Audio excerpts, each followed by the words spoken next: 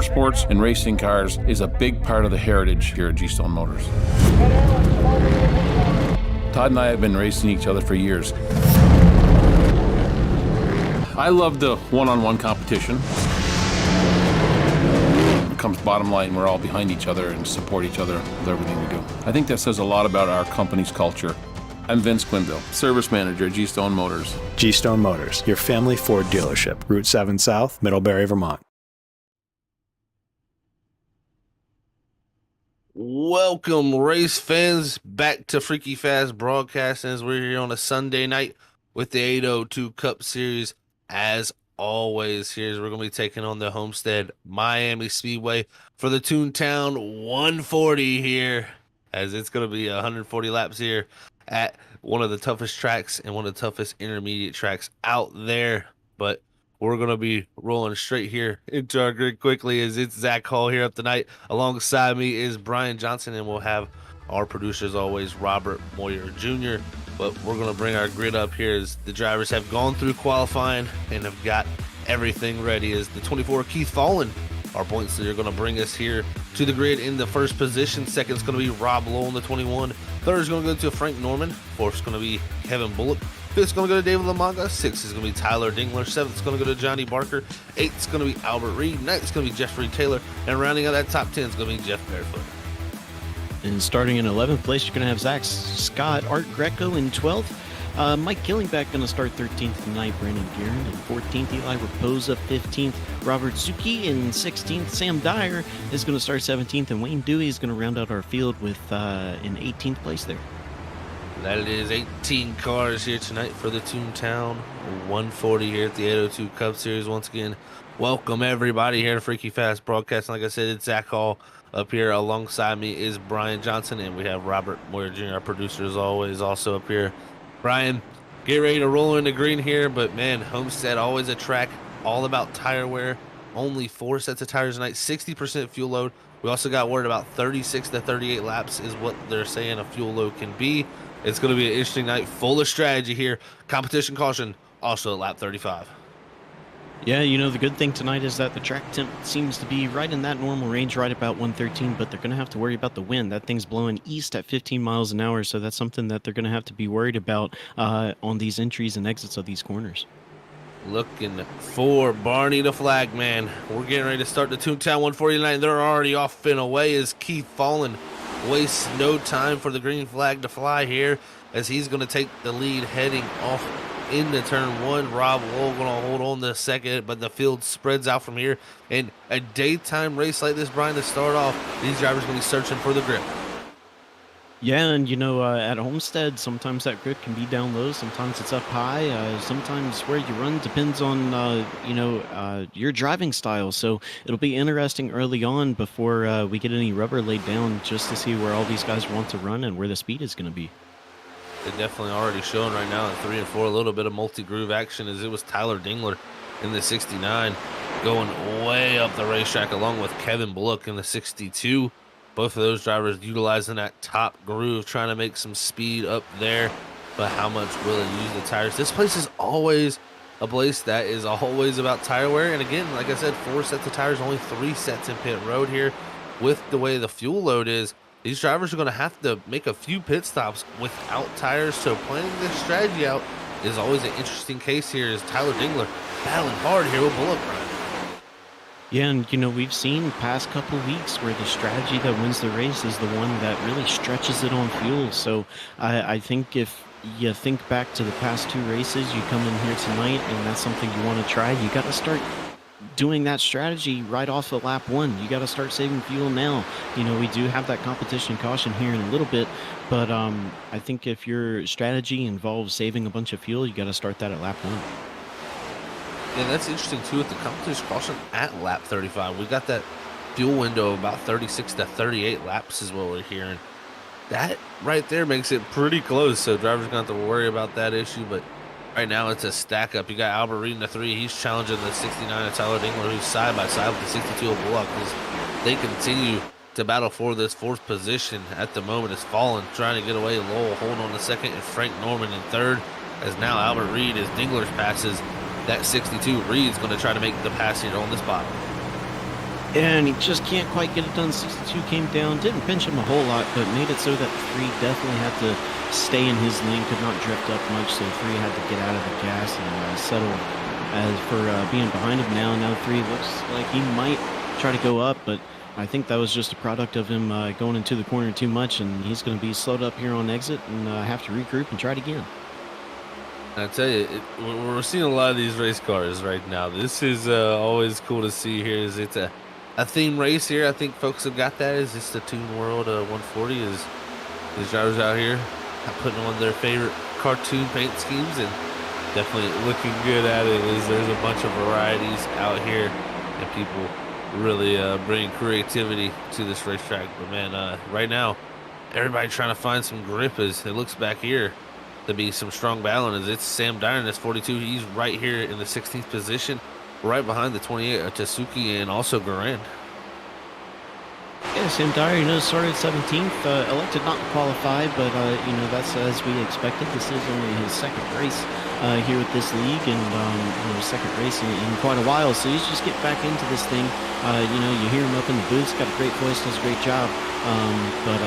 Tonight he's out there on the track and, still in that learning phase, but Homestead is a great track to, learn a bunch of different things about how to run these cars around on the house. Yeah, it was interesting picking Sam's brain a little bit this week and talking to him about this race coming up. He actually was telling me how difficult the Homestead Miami Speedway was, and I was like, yeah, man, you really get to see how difficult this track is. Ooh, Tasuki right there, he's a little bit up the track there in that 28 there, so he's going to flirt with that wall, but get a big run down the front straightaway. He's going to look to the outside, but yeah, Sam Dyer was alluding to really how difficult this racetrack is, Brian. Yeah, and it, for me, Homestead seemed to be, a track that's really sensitive to the weather. Kind of like I said right before that green flag dropped, track temp, it has gone up 1 degree since the start, so it's up to 114. But, this track very sensitive to it. When the track temp is cold, right around maybe 100 degrees or colder, it can feel pretty tight. And then when that track temp is hot, we're talking maybe 120 or hotter, it can be very loose. So right now they're kind of very lucky that it's right at about 114. So a skosh on the warmer side, but not too bad. So right now I'd have to imagine these cars are feeling pretty good, but even still, you have so many options to choose as far as how you enter the corner, how you exit, and what line you run. The optimal way to get around this track can change a lot during a race.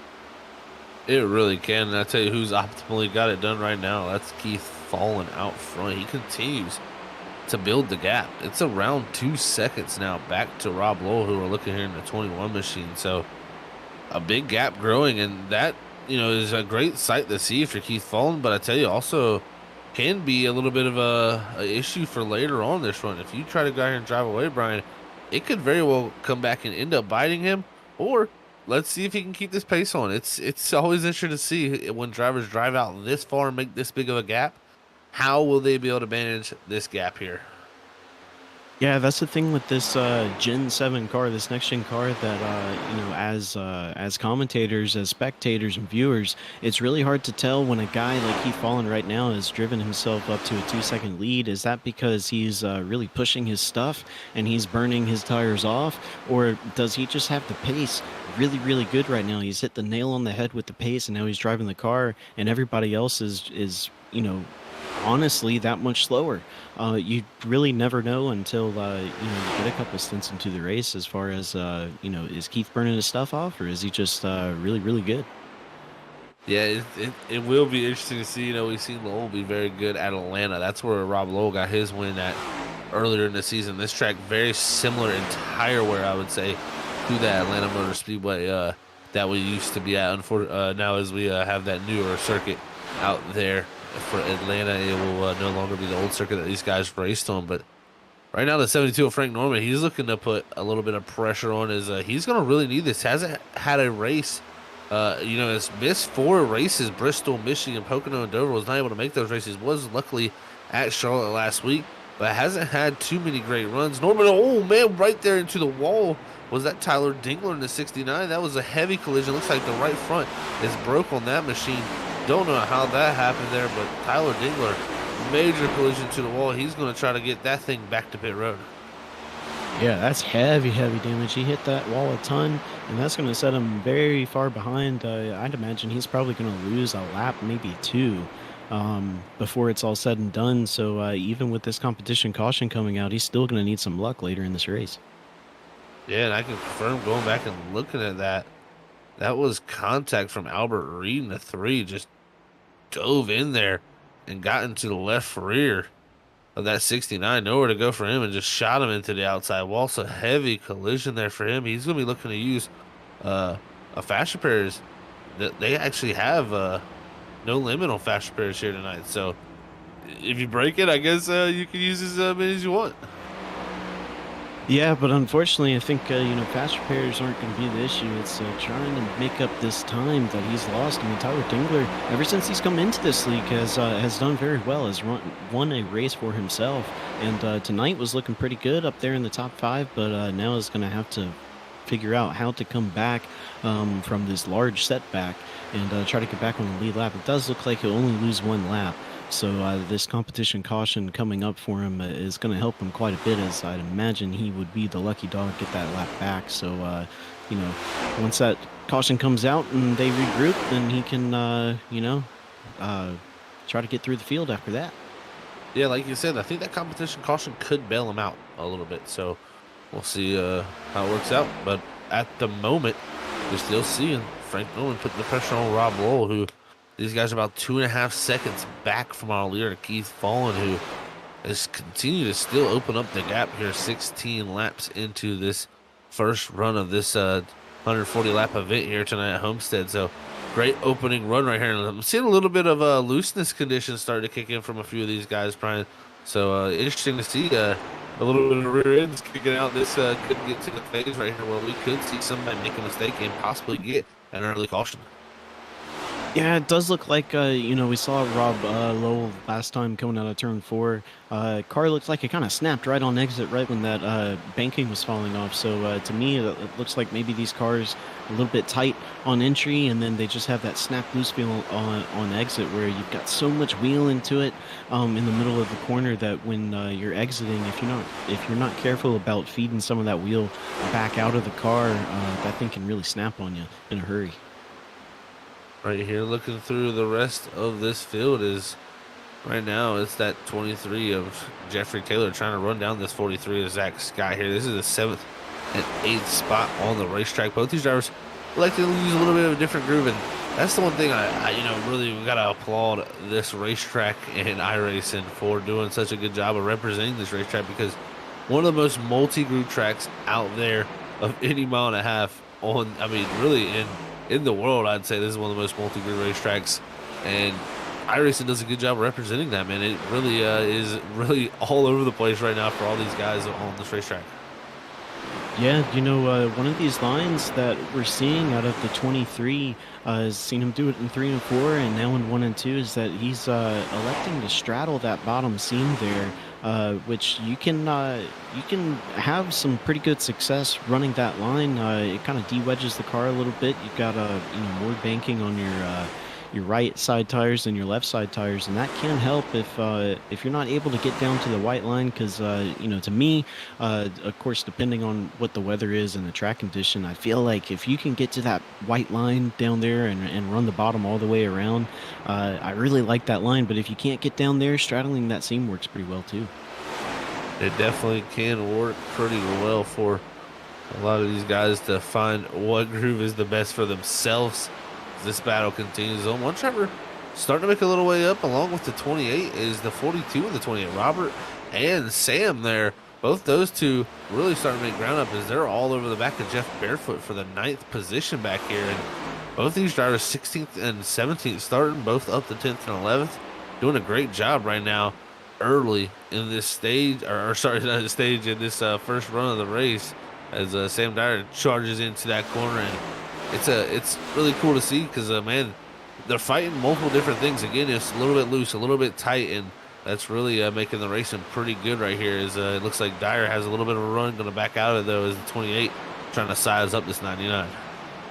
Yeah, Sam Dyer, he was running about almost that third lane up in 1 and 2, and had a really good run coming out of. It was barely makes it by the 28. 28 got a little bit loose coming out of 4. 42 maybe had to check up a little bit, but either way, Sam gets around him. But yeah, Sam running this high lane in 1 and 2, and getting great runs out of turn 2 and down the backstretch, and he's sending it on the outside of Jeff Barefoot and easily clear him.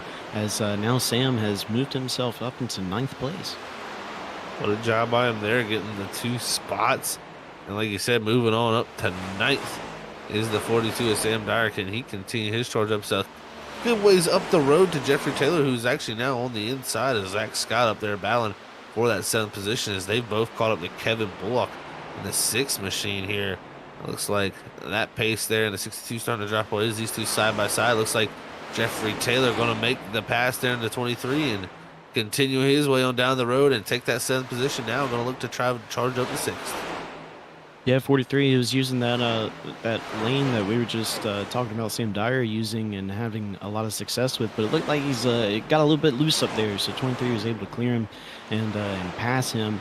And now, like you said, Zach, both of these guys going to be trying to chase down Kevin Bullock, who is running in 6th place. And, he started 4th down to 6th, but Kevin Bullock, we've seen him. He's kind of one of those ones that is a little bit more conservative with the tire wear. He likes to save low, so not surprising to see him drop a little bit. And looking back up front, actually, just looking at the intervals, Rob Lowell and Frank Norman starting to catch Keith Fallon. Yeah, both of them starting to really close that gap in, and this is what I kind of expected. When we see someone go out front, get that big of gap open up, it's tough to hold on to that same amount there. But right now, Fallon trying his best to really hold on to what he has, but Lowell and Norman getting way bigger in the mirror for him as you're seeing this battle start to happen. Is right now looks like Taylor trying to charge down in this 23 and get up there. Yeah, it looks like 23 trying to make a little bit of ground, but we're in the point of the run now to where we've heard these guys say we're dirty air. It seems like it's not really affecting them all that much, but I'd have to wonder at Homestead here if it's affecting them much. And of course, I say that in 62 had a really big moment in 3 and 4. Really had a big loose moment in 23, able to get around him as well. So Jeffrey Taylor on the move late in this run as we're coming up to 10 to go before that competition caution comes out. Yeah, really big moves for a lot of guys, but I tell you what, the biggest mover of them all is Rob Lowell. He has closed it down. It's 2/10 for our lead up front. It's within 3 car lengths of a gap as the 21 of Lowell is really charged up to him and has had really a good portion of paces. Actually off of 2, he's going to be challenging for the lead as right now Fallon is continuing to fall back. Yeah, and Fallon, I think he's going to give it everything he's got here. He's going to do a little bit of mirror drive and do everything he can to keep that 21 of Rob behind him. But, I think one of these corners is just going to be a matter of time before Rob just blows by him, because our question has been answered as to whether Keith Fallon was, burning his stuff up or if he really just had that pace. But I think he maybe used a little bit more tire than he wanted to, and now he's paying the price for it. Oh, and a little bit of a crossover action here for the lead as Lowell tried to make it happen, but the way their pass met, I think Lowell had to lift for the 24, and due to that, it made the run not as substantial. But now, trying to once again, he may have to look offline as that 24 is really all hugging the bottom, but slowing it up. The 21 looks outside. Both drivers a little bit loose. Norman in the background lurking. Yeah, and Keith Fallon's doing a great job. He's not really blocking Rob Lowell. He's not, changing his lane abruptly to try to keep him behind him. He's able to keep him behind him by just running the line that he's running. He's putting his car in a place where he doesn't really have to do anything different than what he's been doing, and it's having to is making Rob really check up on entry, and then sometimes in the middle, and then on exit. So Keith Fallon's doing a great job defending this lead right now. Yeah, the tire's falling away and trying to hold on to this lead here before this competition caution. The 21 looks to the inside. The 24 slides up the racetrack. This is opening the door now. The 21 of Lowell to the lead, but a little bit loose for him here. He slides up the racetrack on late exit here. This is going to give a chance for the 24 with a run down the back straightaway here. It's not over for the lead. Here is now the 24 going to look to the inside. He's been quick to dive it down there, but the 21 going to cover it off. Both drivers driving on the edge right here as the tires continue to fall away, but it's going to be a 21 getting loose, but a 24 a little bit looser as it's going to be continue to be a great race here down the front straightaway. Lowell, though, has a little bit of breathing room now. Great pass for the lead. Yeah, these cars right now looking real evil on exit. I think these rear tires are pretty hot right now. So right where that banking falls off, the rear ends of these cars really just want to slide out, and that's creating havoc. When you have two guys racing like that, you don't ever want to check up when you're racing for position. You want to keep your foot in it, keep the throttle pedal down, but that is gonna make that rear end slide around a little bit. So it makes it fun to watch from up here. It definitely does, Brian. It's one of those things where I think it makes the racing just that little bit better when they're sliding all around, just due to the fact that you can make that mistake, lose that much ground, and it allows that opportunity for that person behind to make that pass. And pass out opportunities are always a plus in my book. But Frank Norman looks to be closing it down, trying to maybe make an opportunity to get himself up into that second spot, because right now he's continuing to close the gap down. But I don't know if there's going to be enough time before that lap 35 competition caution as we drop back here. It's the 43 of Zach Scott. Now it looks like this group here, Bullock is the one really struggling as Grand in the 96 has got by, and Sam Dyer now getting even by a Bullock who was way up there in the field. Now Dyer up to 8th, Grand up to 8th and Dyer up to 9th. Yeah, 6-2. I think he had a pretty big moment right there. He's just running the middle lane, but I think all the problems are on exit. You got to be really careful on exit. Making sure that you don't keep too much wheel into it. You got to get that thing back straight, maybe a little quicker than you think. But all these guys really making it work. At this point in the run, a lot of times it can be pretty difficult. Maybe you see somebody spin, but so far so good. All we're watching right now is the 96 machine. This was last week's winner, Charlotte, and I tell you what, he's got some great pace right now, running just as fast as laps as our leader technically, and really looking good along with Jeffrey Taylor. Jeffrey Taylor actually is the fastest car on the racetrack in that 23, so doing a great job there here before we look to get this competition caution in the next few moments, as these guys are going to be crossing the line to complete 34 and start lap 35. Competition caution here should be flying. Yeah, and Jeffrey Taylor right now is looking to pass Albert Reid here right before never mind, competition caution is this time. I lost track of my laps, but anyway, what I was gonna say is Jeffrey Taylor looking to pass the 3 here shortly, but Jeffrey Taylor started 9th, gonna end up 5th here, so he may be one to watch out for because he's looking pretty quick tonight. Yeah, that was a mighty fine first run for this group here at the 802 Cup Series, and Rob Lowell able to get out front in that 21 machine and make stuff happen. But it's that time here, folks. We're going to be looking to go to our first commercial break of the night, but you're not going to miss anything here at the 802 Cup Series for the Toon World 140 at the Homestead Miami Speedway, because we are going to be side by side here as we got commercials with our action all in front of you. We will be back in a few moments.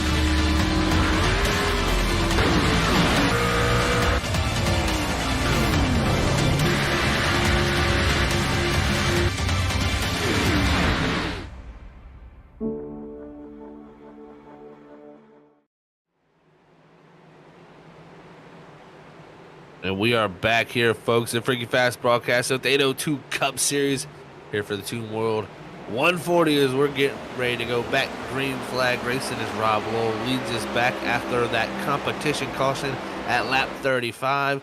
Let's see how it all shakes out here as the 21 of Lowell out front, falling into 24. Going to look to drive around the outside, and it's side by side off of 2, but Lowell going to slide away with the lead. Yeah, so now we're gonna see what does Keith Fallen do. I think he learned in that first run. Okay, I used up a little bit more of my stuff than I really should have. So how much does he turn it down? Is it 5% down on the knob, or does he back it down 15, 20, 25%? And then on top of that, he's in second place. So is he going to try to pass Rob Lowell now, or is he going to wait? So these are the things that you learn through that first run of the race that you can apply later on. It's going to be interesting to see how it applies to this one, because they all use the set of tires there. There's going to be 2 sets of tires left to do this last portion of the race, which is about 100 laps from when we went green, which really breaks it down into personally a 2-stop race. We're looking at about 33 lap runs. We can go 36 to 38 laps on fuel. So those 2 sets of tires they have are just what they need to get to this end of the race. If a caution comes out at any point, that is really going to shake things up. Is this racing right here, Brian? It's starting to stack up. The 43 of Scott there in the middle of the marker, in the 6 on the bottom. You got the 62 of Bullock, and also you got that, it looks like the 42 of Dyer there. Yes, also on top of the line. Yeah, Sam Dyer up there underneath them 6, a little bit on the apron as they enter turn 3, but coming out, seems like they've got a little bit sorted, more single file than they were, and it looks like 62 can be behind the 42 as, oh no, he's going to dive it on the inside, and Sam Dyer and Kevin Bullock going to be side by side going through 1 and 2. Yeah, going to be a good shot there between these drivers battling it up there as we're going to go to our side-by-side driver cam here as we got our own from Freaky Fast Broadcasting, Sam Dyer here on the broadcast, is running in the 8th position right now, really looking strong as Bullock was able to get around. I think it slots him actually back technically. Nice, it's a little bit loose there off of 4. Great job on holding it onto that. But Sam is a quick runner, man, Brian. And, he just got a wheel a couple weeks, like a week or 2 ago, and man, he's already starting to figure this thing out.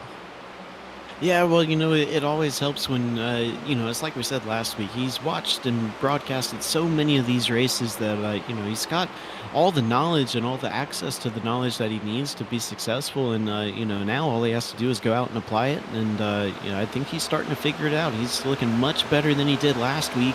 And, I think if he continues to improve like he has, he'll be battling for top 5s before you know it. Yeah, look at that. They're making the clean pass there on Zach Scott. And just a great job. And even our producer, Robert brings it up to us, just looking very, very calm in the face and just not very overreacting, just driving away. You personally wouldn't even tell he's actually sim racing right now, but just looks very, very focused. And that's the look you need, is just that complete focused face. Doesn't look like you have any distractions going on. And he's right now watching a great battle up in front of him as these drivers are starting to stack up a little bit. Bullock here, Reed, and also Jeffrey Taylor is also, we got to be reminded that Tyler Dingler got the lucky dog there also with this last caution, so that allowed him to get back on the lead lap.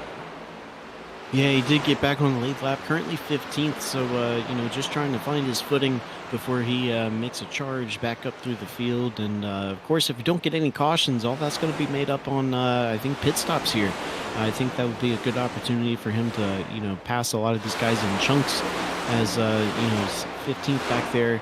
He's kind of separated himself from the field, so I don't know what's going on there, but, maybe he's trying some sort of other strategy. I don't think, you were talking earlier, Zach, splitting this up into 33 lap stints, and, I don't think you could really make it to where you could get rid of one of those stints by stretching the fuel. So, not sure what that's about, but, we'll give him a few laps and maybe he'll start turning it up here a little bit.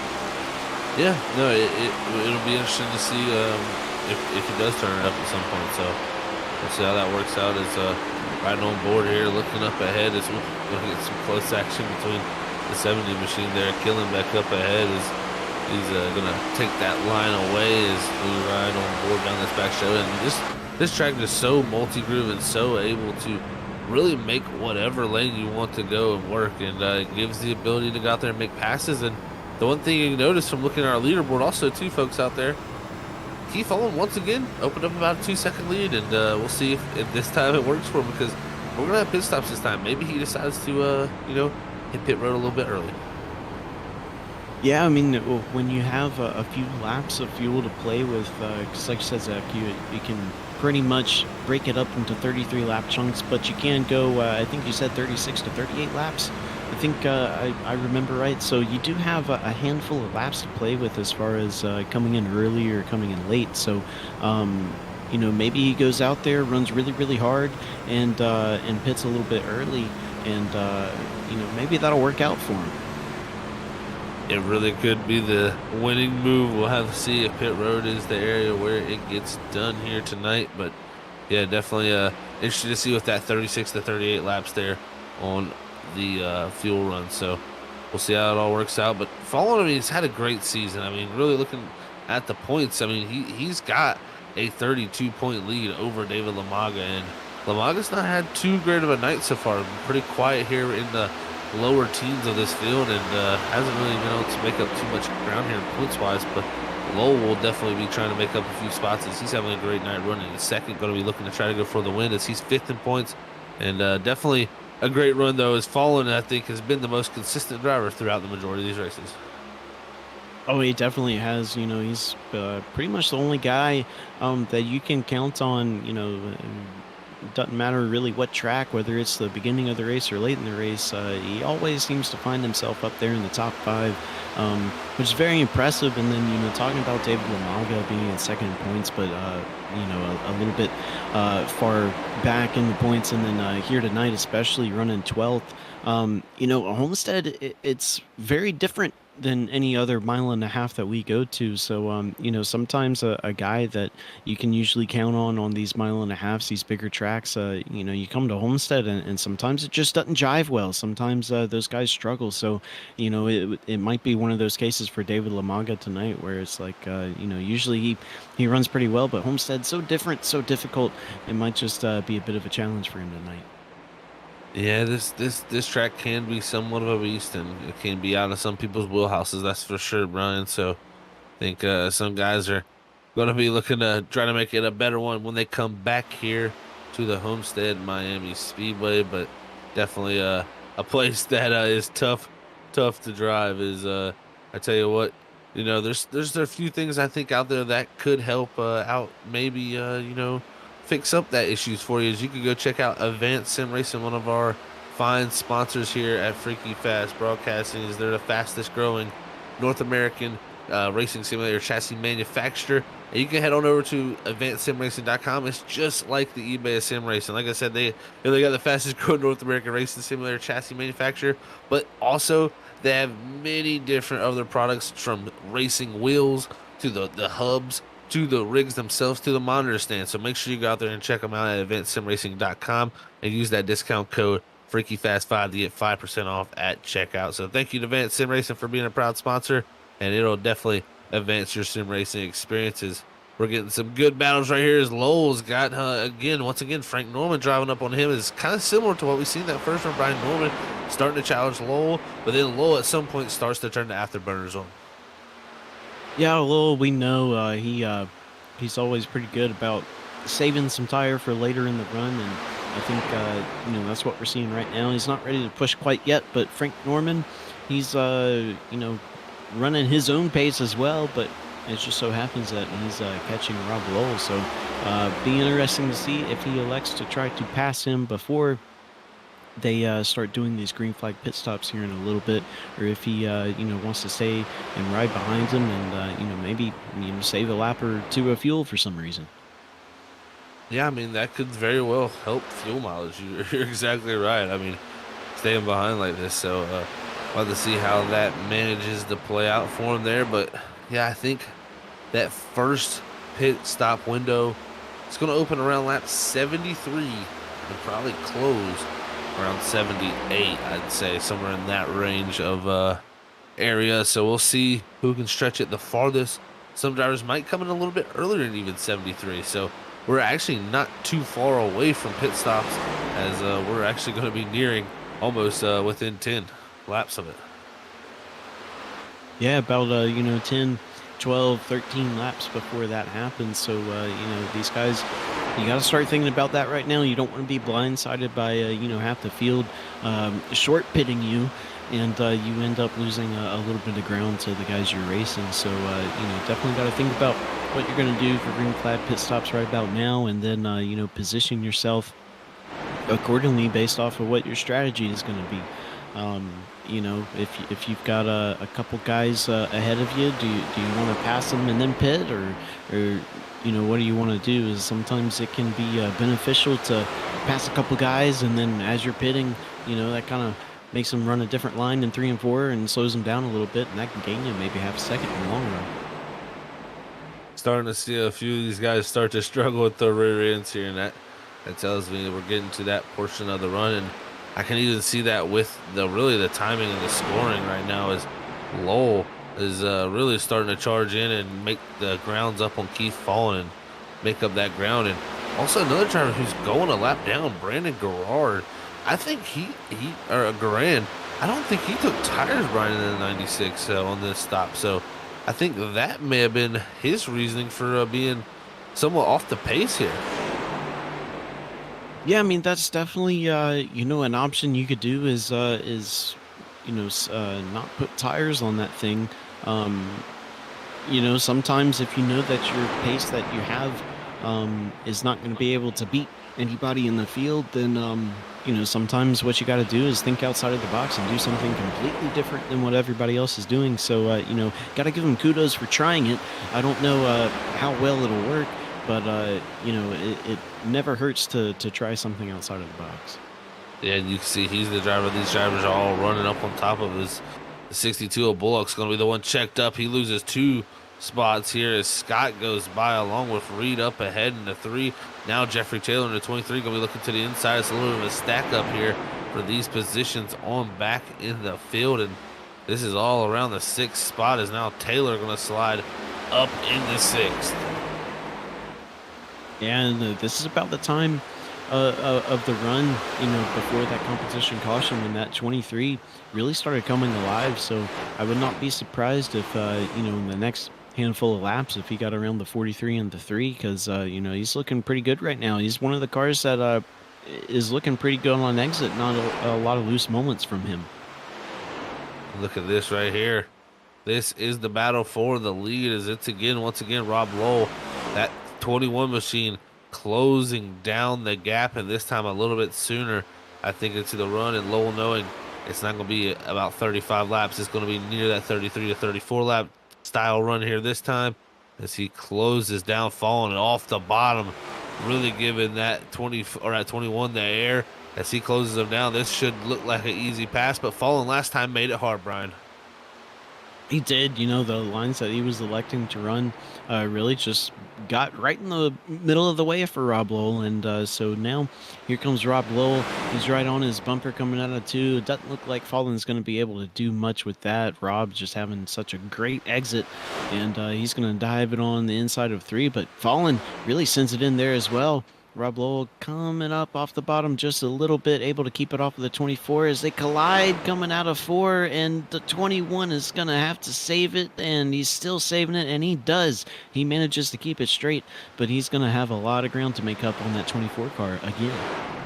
Yeah, a lot of ground to make up, as that was hard racing between those two, as the caution is going to fly on the track. Oh no, looks like Robert Tasuki there in the 28, he's going to be into the inside wall, as I think he had a spin off of 4, very similar to what we just seen there, but just more than what our leader saw before, and that was what is brought out our caution here on the track. Second one of the night, and the 28 there actually taking very minimal damage for the hit he took there, I'd say. Yeah, I don't, we did tap the wall a little bit, but I really don't see anything wrong with that car. I think that car's perfectly fine. It'll put maybe put a set of tires on it. That's something that we'll have to look at as these guys, most of them only have 2 sets of tires left in the pit box for them. But yeah, that car, pretty good. Just a little bit of a spin, regroup, and head back at them. Now, this puts everybody in a pretty interesting predicament here with these many laps to go. I mean, right now we're looking at 75 laps here to go. I mean, if you try to split that up, that's 37 laps. That's right in the window to make it on a one more pit stop after if you made one now. So, man, Brian, do you think these leaders are going to have to hit pit road? I think they're coming down. Look at this. Everybody deciding to turn left, and I think that's the smart decision. Yeah, I think so. But here's the thing: is that are you telling me, Zach, that there's another 802 Cup race where some fuel mileage might have a little bit to do with who wins this race? It very well could play out into that scenario. I mean, I know the driver who really liked it, liked that caution, was the 96 of Brandon Garrard. He really is going to benefit from this. He saved the set, so he gets the lucky dog here now. He's going to come back around, probably pit, start the tail end of this lap, and then if we were to get a caution that was in, say, the middle of the range of making it to the end, these other guys couldn't pit. He would be able to elect to pit.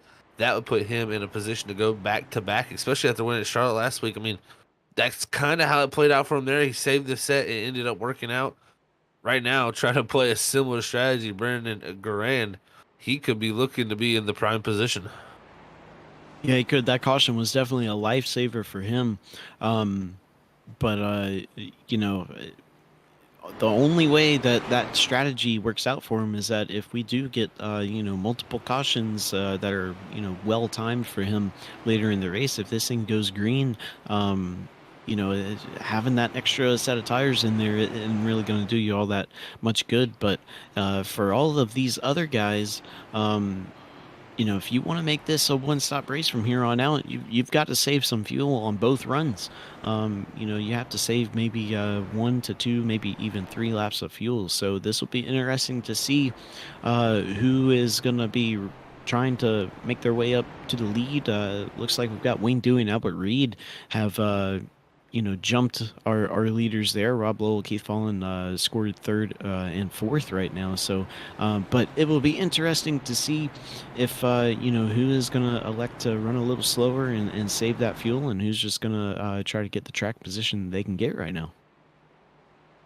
Well, that's definitely what we're going to have to watch out for is Dewey and Reed, like we said, is out front. Those two on the old tires.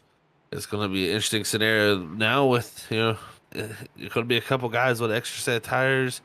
Oh, it's gonna get down to that nitty gritty here at some point, guys. But this is a perfect time as we're under caution to give some more shout outs to our sponsors here at Freaky Fast Broadcast. And while we're under this yellow flag, you can see up there at the top, it's iRacing iFlag there flashing the yellow flag for us because you can get yourself a visual flag system from them there at iRacingIFlag.com there, as they got 64 LEDs in their visual flag system that give you all the information that you need out on the racing track to be able to perform at your highest level. So make sure you go out there and check out iRacingIFlag.com, and you can check out their system that they got that helps give you the visual flag state out there on the racetrack, and you can use our promo code FreakyFast2022 to get that discount. So thank you to iRacing iFlag for being a proud sponsor here, but we also have Admin Box, one of our newest sponsors here at Freaky Fast Broadcast. And that's right, Admin Box, it connects via USB. It features pre-programmed commands for race control, driver functionalities, and pit options. And what is it for? It's for race control, pretty much built at your fingertips, built by iRacers for iRacers for league and hosted races to make them as easy as possible for us drivers out there. So make sure you go out there and check out that Admin Box at adminbox.com. That's with 2 X's there, and use that discount code FFB/box with 2 X's to get the discount there at adminbox.com to get race control at your fingertips. But thank you to all our proud sponsors here at Freaky Fast Broadcasting. We got them all double filed back up. It's Albert Reed out front as it looks like Dewey's hit pit road in the 11 as he wanted to just lead a lap. It's going to be the 3 machine, though, of Reed, on the older set of tires, out front controlling us back to the green flag here as he's going to have control of the field. He takes off and away. It's going to be Albert Reed lighting the tires up. He gets a good enough start, but it's going to be a hungry pack of drivers behind him as it's a stack up there. Oh man, I got really worried there for a second. The 3 car did not send it in like the 21 and 24 just did. So that tells you the tire difference right there. As unfortunately Albert Reed already going to be swallowed up by the pack. As Rob Lowell is going to take the lead as the Fallen and Frank Norman going to be second and third there. Yeah, these drivers all trying to get around that 3 machine who's just trying to hold on for everything he's got. And what Albert Reed is opening for as we go about 10 to 15 laps here, we get another caution because then he'll be able to throw on that set of tires and really have an advantage out front. It's Keith Fallen taking the lead once again from Rob Lowe, as once again it's one of those situations where these drivers are going to have to stretch the fuel too, Brian. 36 to 38 laps, that's what we got for our window, so that's on the farther end there, stretching this at one point 38 laps, at least one of these runs. Yeah, so I think you've got 2 options that you can do to save fuel. Is if, I kind of like where Frank Norman is right now. He's right behind Rob Lowell, a guy that, has run similar pace to him. You can stay as close as you can to the guy in front of you and save fuel on the straightaway. Or you can, back it up a little bit, back up these entries and, get off the gas sooner, use less brake and coast a little bit more. That's a good way to save fuel because, it's not like it has been in the past couple of weeks where, we're talking about guys saving 4, 5, 6 laps of fuel. These guys right now only have to save a couple, maybe 2 or 3. So that's much easier to do over the course of a run than, what we saw in the past 2 weeks. No doubt, no doubt. That's definitely a little bit easier for these drivers to make do with that. But right now, still some great battling going on throughout the field as it's at 62. Kevin Bullock looking to the battles up ahead with Jeffrey Taylor, Zach Scott, and Frank Norman, as that's our top 6 there. All in screen as Greco's behind them in 7th, and you also got Dingler back in 8th, Killenbeck in 9th, and Barker actually started making the pass for 9th as it puts Killenbeck back to 10th. And right now, I just saw Jeffrey Taylor there make a pass on Kevin Bullock again. That's going to put Jeffrey up into the top 5 here in 5th place. So, Jeffrey just slowly, quietly making his way a little bit forward. He's kind of been doing it quietly. As actually, that was Zach Scott that he passed there for 4th. So even better as he's setting his sights on to these podium positions. Yeah, really trying to make a charge forward as this group, but I tell you what, the stack up is right here. Oh no, the 70 of Killenbeck into the door of the 69 of Dingler, and guess what? Caution is out on the racetrack. This is exactly what the 96, the 3 wanted to see. The drivers who had the extra set of tires. Everybody else is going to be stuck in a box. Yeah, I'll tell you what, Tyler Dingler just can't catch a break tonight. That's the second time he's been put up into the wall in 1 and 2. So, good news for him this time is that it doesn't seem that there's much damage to that car like there was last time, but still going to set him back just a little bit. Yeah, got the good old body slam there. As Killenbeck just really not even going to make the corner there, even if Dingler wasn't there. So they're trying to hold on to that position, getting a little too overzealous and making the mistake. There's Mike Killenbeck, and that's going to, like you said, really hurt Tyler Dingler's chances. But the big situation for him, I'd say, is we do have no limits on the fast repair shit tonight. So, just because he got that damage doesn't mean he can't go get it fixed, but the tires are definitely going to be hurting. And now the strategy for everybody also going to be hurting is the 96 of Garand and the 3 of Albert Reed. They're going to be looking like geniuses here with these fresh tires. Yeah, I mean, we saw on the last restart going into 1 just how much faster the 24 and 21 was compared to that 3 car of Albert Reed, but now that's going to be reversed with the 3 and the 96 on those fresher tires now. Is that, now they're going to be that much faster heading into 1 and into turn 3. So these guys have a very nice opportunity to set themselves up here late in the race for, getting one of those podium positions last minute. So, good job on them. Like you said, Zach, they do look like geniuses. But at the same time, all these other guys that have stayed out, this caution is that, that those 2 or 3 laps of fuel that they needed to save, this caution is going to help them do that as well. Well, looks like Brandon Garand. He says, "No, sir, not enough for me to go and waste my second to last set of tires." As he stays out, and I kind of like that call because we're only on lap 76. We've just got past halfway just a few moments ago. For a lot of these guys to only have one set of tires, well, starting out with 4, they've they've overutilized their tires really in this first half of this race, and Garand going to be sitting really in the best position with the only driver with, I believe, 2 sets of tires left. Yeah, and of course that that only helps him if we do have a late race caution and he can put a set of tires on his car when nobody else can't, which is quite possible as we've seen. It seems like as this race goes on, these guys are getting more and more aggressive, and we've seen later in the run where the rear ends of these cars really want to slide out. So you put those two things together, and I think that's a good formula for a caution flag coming out. Yeah, I'd say that's the perfect recipe for a caution, no doubt. It definitely only equates to some type of mistake being made. So we'll have to see how that all works out. But we're here back under caution once again, under our third one of the night. Second, due to an incident. First one was due to a competition caution, but been great racing so far. Keith Fall, Rob Lowell, what a battle they've had. Frank Norman, Jeffrey Taylor's drove his way up into 4th now. Taylor's been the one I've been watching. He's been very, very fast on a lot of these long runs. Just hasn't been close enough from the start. Now I'm going to restart 4th here, Brian. I think this could be a very good opportunity for this 23. And the other thing about it is, Zach, is that, when you see a car like the 23 that, that he has good long run pace. We've seen his long run pace and how fast he is.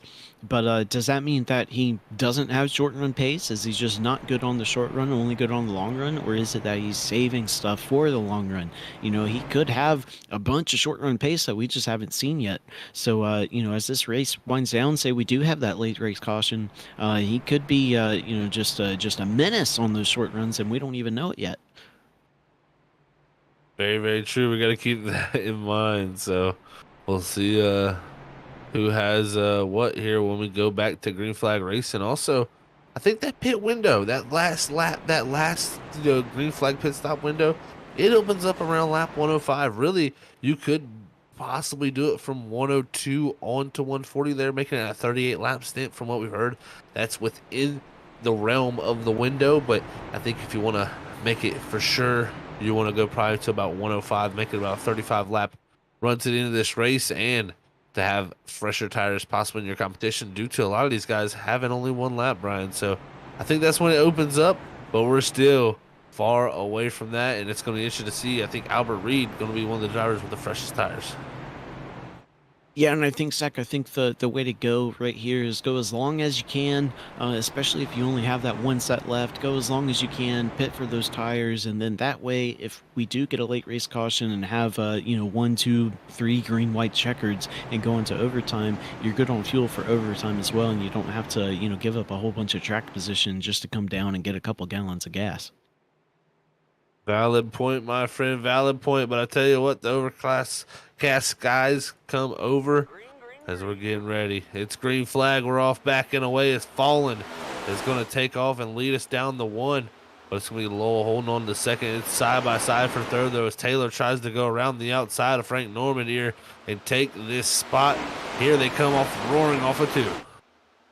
Yeah, and 23 had a little bit of a hiccup in the center of the corner. I don't know if that was due to him shifting from 4th to 5th or what that was, but able to battle back on the outside for just a second before the 72 of Frank Norman really just sends it into 3, able to clear the 23, and now all of these guys up until 5th place, now even 5th and 6th place, all single file as the front of the pack gets itself sorted out. Everybody trying to find the space they need to run their line, but it's all over this 1.5-mile course here in the Homestead, Miami region as they come off of 2. Everybody looking for some grip right now as it's just going to be. Is the car's wrecking back there? I think that is one of the, it looks like the 69, no, sorry, not the 69 Talladega. Which car is that there as he's off in the grass back, or sorry, in the asphalt back here. That looks like it's the 28 of Robert Tasuki. Is this again going to be caught up in something here, spun around here, as that's going to bring out our fourth caution of the night. And this sets up another interesting position here, Brian, where everybody's kind of in a box where they can't come down. Yeah, I'd be really surprised to see anybody come down. Maybe except if you're in the back. If you're guys like Jeff Barefoot or Sam Dyer, Mike Killingback, you might come down and top off on fuel. And that may or may not help you later. But yeah, I have to imagine pit road might be an empty place this go round. Yeah, this like you said could be very empty there for sure. The one driver I feel like could possibly come down is Garand, but I think he's waiting to utilize that last set or that extra set of tires that he has for something later in the race. I think he doesn't want to go ahead and waste that advantage he has on everybody unless he comes down this time. No, he won't. So again, saving that set of tires, and some of the guys farther back could come here and top off with some fuel, Brian, just to not only but help them stretch it out farther here to a farther distance that would allow them to take their last set of tires later. And I think that wouldn't be a bad choice. Again, you'd have to have some specific set of circumstances that you won't really know until they happen if it would help you or not. But you never know. If you're only going to lose maybe 2 or 3 positions, it never hurts to come down and top off on fuel, especially with this the 60% fuel tank that we're working with. When you're working with about half of the fuel that you're used to being able to work with, you kind of want to get as much as you can. It will definitely help you get it down to the end of this thing. I tell you what, everybody, thank you all for tuning in here at Freaky Fast Broadcasting. It's been a pleasure here to call tonight's race here at the 802 Cup Series for the Toontown 140. It's been great racing action here as under the bright skies here at the Homestead Miami Speedway. One thing you brought up early in the race, Brian, it was that wind. It is very much still strong and prevalent there at 15 miles an hour, and I think that's due to we got constant weather here too. So that we do. We have constant weather with a dynamic sky, so that's a bit of an oxymoron. But either way, the track temp has dropped about 10 degrees since the start of the race. Start of the race, it was about 113, 114 degrees Fahrenheit, but now it's down to 105. So the track has changed maybe a little bit, although we haven't really seen where that's made somebody in the field really come to life. Because sometimes that's what you'll see is the track temp will drop 10 degrees, and then all of a sudden somebody that was maybe running 10th, 12th position is all of a sudden the fastest guy on track. But haven't seen that yet. We're just past halfway here, so we still have a lot of time for that track to still change a lot. yeah, as that time clicks away, it possibly could go through a little bit of a transformation here. Is right now in the sim time, we're about 5:15 Eastern or so. It's definitely still well within the afternoon, and we could be looking to see as that time clicks away. Does this track start to cool off? Does it change a little bit? But at the moment, Keith Fall and Rob Lowell, they want it to stay the same, as those two have been the dominant picture out front. But right now, they got a lot of different strategies that could play out behind them. They're hoping for this thing to go green to the end, Brian. They do not want to see many cautions. Yeah, I think really it's the top 4 right there, maybe even top 5 with Keith Fallen, Rob Lowell, Frank Norman, Jeffrey Taylor, and Zach Scott. I think all those guys would rather this race go green from here on out. But, I'd hate to tell them that their wish may not come true because as we've seen a lot in a lot of these 802 Cup Series races, where that whole caution breeds caution thing is really prevalent late in the race, and like I said earlier, especially with the way these cars are handling here tonight, I would not be surprised if we see a caution with 5 to go. Well, folks, you're definitely going to want to see how it works out with this. It's going to be fun to watch as Keith Fallen going to take us back here leading to the green flag, as Lowell going to be side by side with him here as we're coming down into 3 and 4. As we're going to be setting them up one more time. As I'm interested to see what Albert Reed again can do. I mean, he's all the way back there in 15th at the moment, but still going to have some of the freshest tires of anybody in the field. And he's going to be looking to charge his way on through. But the pace car is going to take the hard left-hand turn off pit road. And now the pace is in the field in control. Keith Falling as he's off and away.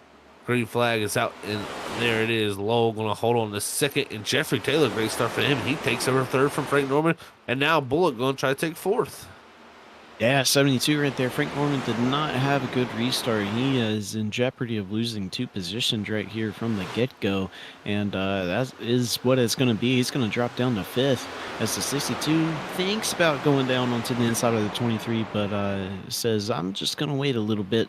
And, these guys bumper to bumper as they come out of turn 4. Thought better of it for sure there for that 62 machine, but he's going to be still charging here, looking for any little opening, as he's also got that 72 directly behind him. He's going to be charging, looking for any opening there also. So the question is, how hard do you charge it? Because it is close to that window. I mean, right now it's lap 86. I mean, if you push very, very hard to try to get to that window around 105, 110 in that area, I think that is when you'll start seeing some pit stops happen. But the question is going to be, how does it all play out? As right now up front, Lowell already getting a little bit frisky. He's trying to make something happen on Fallen. Yeah, I think, as they make contact yet again, these two guys not afraid to use the doors with each other as Rob Lowell goes around, Keith Fallen for the lead, and that's going to open up the door for Jeffrey Taylor to look for second place as they're going to be side by side coming out of 2. And yeah, Zach, I think you're right. I think these guys are going to be pitting where they would have before all those cautions, and so that makes it to where they're just going to be really driving the wheels off of this thing because they don't really care about tire wear right now. Yeah, they threw tire wear out the window here with this, as now they're going to be trying to fight for this lead position and trying to make everything the most of it. Yeah, it took contact there, and not the first time today between the 21 and the 24 up front that they made contact door to door down in 1 and 2. So not surprised to see that happen once again, but right now falling in a different position than he's been before most of the night in this second spot, trying to figure out the dirty areas. Now it's Bullock in the 62. He's going to take the position from Taylor. Great job by Kevin Bullock, but the big thing for Bullock for this race, he's fell off very well for most of this race tonight when that long run comes. So he's got to watch out for the tires, how hard he's pushing. Yeah, either that or it could be, we were just talking about that track temp earlier. Maybe he's, with this track cooling off a little bit, maybe he's found something. Maybe he's learned how to keep that car under him a little bit better. But again, as I say, only time will tell as to whether he's, really just burning up his stuff right now or if he's found something. Yeah, I think you hit the nail on the head there, Brian, about that one for sure. As we look back here, I think this is Tyler Dingler here in this 69 machine. He's going to be up ahead of Sam Dyer in the 42 back here in the 15th position, as this group is battling along here from 15th all the way up to 12th. Albert Reed in that 3, he has not made up too much ground. He's going around Eli Raposa right now for 10th, but still a majority of ground he's got to make up is about 3 seconds up to the leader. Yeah, and I think that's, that is a shame because he does have this tire advantage right now, but I think that's, depending on what his goal is, if his goal is to try to get the lead with these tires, he's going to be well short of that, as I think by the time his run has ended, he might be able to get back up into the top 5. But the other thing about it is that with the strategy that he is on, he'll be able to stay out longer than any of these other guys. So if these guys pit and he's still out and the caution comes out, then, he's sitting in a pretty good area where, these other guys have used their last set. And, that caution comes out and come down pit road, top off on fuel and take those tires. And, I think that'll be a best case scenario for him. This driver right here sits in a pretty good scenario for him himself as the 96 of Brandon Garand after last week's win at Charlotte. Right now in a good spot with an extra set of tires here, and he's directly behind Jeffrey Taylor in 23, who at one point was in 3rd, has now dropped back here. So unfortunate to see that for him as he's dropping back. The battle for second is even raging on. Bullock is continuing his charge forward in the 62. He's going to look to the inside up here of Fallen. Is Fallen now going to look to the inside of Lowell? It's getting racy up front. Yeah, there for a second, I thought we were going to be three wide for the lead, but everybody is not going to be that aggressive just yet. But Fallen and Lowell, a little bit side by side, looks like they're going to be single file as they head into three. But yeah, first through fourth, right here under a blanket, as these guys are trying to figure out what position they want before they head down pit road here in a few laps. Yeah, the pit road's got to be on the mind for sure here as they near that window. It still has not opened up. The pit window will not open up till at least lap 102, and it'll probably close around 110 to 115 for a majority of the drivers who also made some other pit stops. So definite interesting strategies being played out. But right now, our front nine have all pulled out to a pretty sizable gap, and this group here, everybody, we've seen sizable gaps between the whole field all night long, Brian. Nobody's saving any bit of tire now. No, yeah, there's no reason to. This run right here is not going to be long enough to where saving tire is going to be an issue, and I think that's really hurting Jeffrey Taylor. We touched on it a little bit ago. Is through the 72, gets through the 62 a little bit there on entry. But going back to talking about Jeffrey Taylor, I think we were talking about whether we know he has good long run pace. What is the short run pace like? And I think we've seen it right here. Is that unfortunately he's got great long run pace, but just doesn't quite have that short run pace figured out. Started third this run and is back to sixth, trying to make some ground up here though. Yeah, this race. Up in these top six positions has really gotten to where these guys are putting their elbows out. Yeah, putting the elbows out indeed is right now Fallen, starting to close the gap down again. Once again, the Lowell he's all over the back bumper. The Decollete is trying to use, he's making a few looks to the left down the straightaway like that, trying to make Lowell, I think. And Lowell driving in very deep, trying to cover off the bottom. And that's one thing I think of 24 Fallen's trying to do, and also the 62 of Bullock. He's starting to get runs. These three out front starting to kind of open up a little bit of gap back to Frank Norman. Yeah, I think Frank may be a little bit slow here, slowing down the 43-23, and the three of Albert Reed, who has somehow miraculously caught these guys. I didn't think it was going to be possible, but here he is, passing Jeffrey Taylor and the 43 of Zach Scott in almost a single corner, as he's going to be looking to try to get fourth place from the 72 of Frank Norman going into three. He's going to be in a good position here coming down to the end of the race with that grip level he's got in those tires. Bullock, though, trying to wrap the outside, cannot get it done as the top three are trying to charge away. You got to look back to Albert Reed there in that three. He is going to be looking to make the most of this. Is now up into the top five. Only Frank Norman, Bullock, Fallen, and Lowell left ahead. Albert Reed just has so much center speed right now. He's able to get to the gas so much quicker, able to keep that car so much lower than all of these other guys. And, these guys in the top three right here, I think they're so worried about each other, they don't even realize that Albert Reed is coming with the head of steam. Yeah, I think he's going to catch him off guard here as he's now made the pass on Norman. He's up to fourth, and the battle for the lead up front is still heating up as well. He's got Fallen back to his inside as those two cannot get away from each other as that pit window is getting ready to open up here in the next 2 to 3 laps. Yeah, and so the thing about these two guys racing for the lead is that they have to make a decision of when to stop racing for the lead to come down pit road. So these guys are going to have to get this sorted here in a little bit.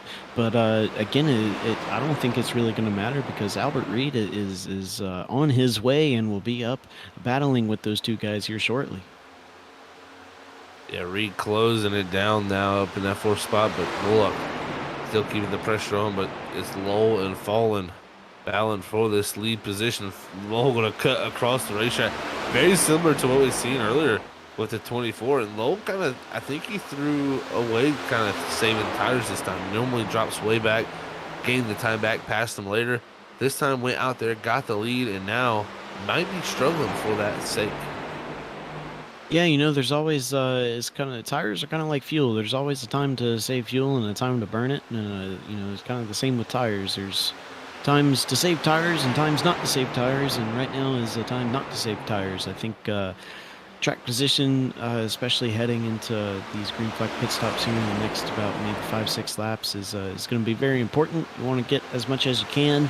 So you know, when you do come down pit road and you make that pit road entry really good and come into your box very nicely and then exit nice, you can gain all the time that you have available to you to try to maybe break away from some of these guys.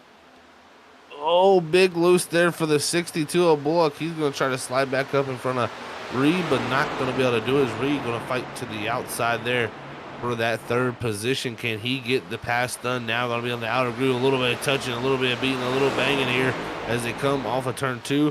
Albert Reed up into the top 3.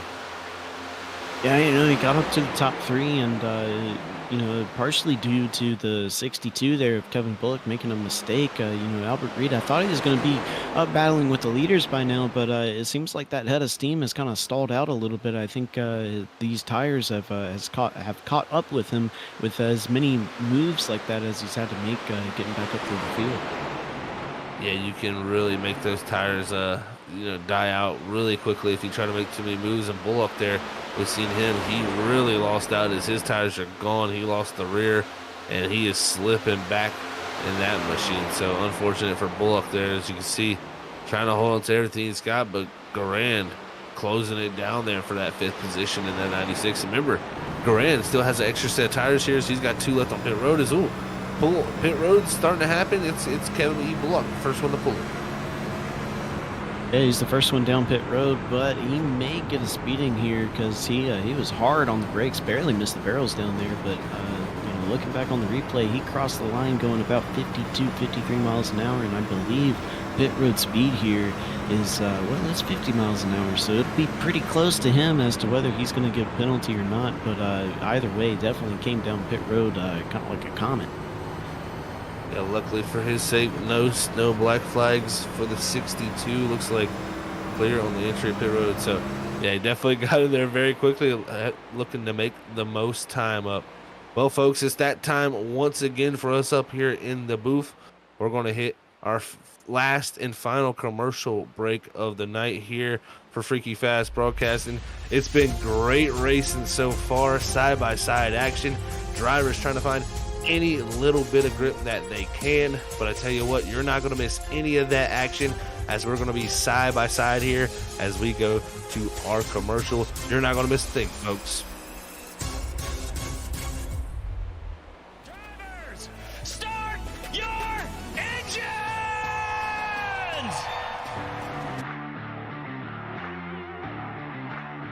4, 3, 2, 1, green screen.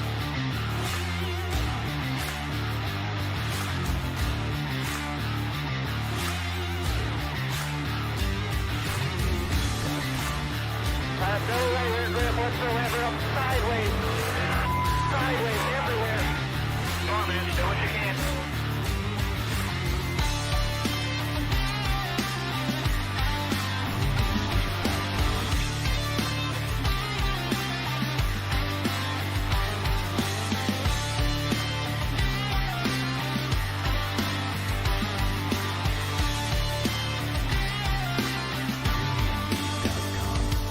The vibration in this car is the worst vibration that I've ever had, and the shifter's broken again.